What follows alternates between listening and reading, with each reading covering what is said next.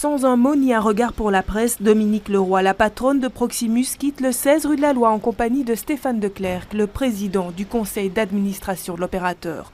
Convoqués par le Premier ministre, ils ont dû s'expliquer sur leurs intentions de supprimer un emploi sur 6, intention confirmée. Dans le plan, on a mentionné l'intention de démissionner en total 1900 personnes.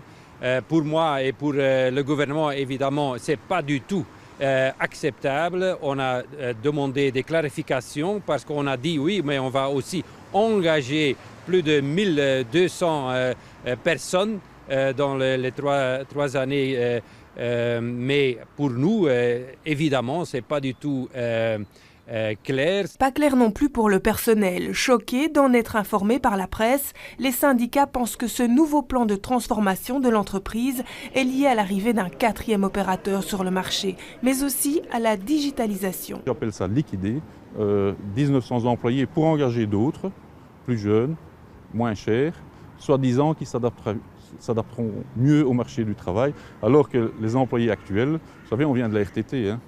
Il y a toujours des employés aujourd'hui qui travaillaient du temps de la RTT et ils se sont toujours adaptés. Si maintenant c'est une prolongation du plan de départ et que c'est sur base de volontariat, et évidemment la CGSP ne s'opposera pas à ça. Les gens sont demandeurs. Il y a de plus en plus de pression. Le personnel de Proximus espère en savoir plus demain matin à l'issue de la commission paritaire extraordinaire qui doit se tenir à 8 h, juste avant l'ouverture de la bourse. D'ici là, la cotation de l'action Proximus est suspendue.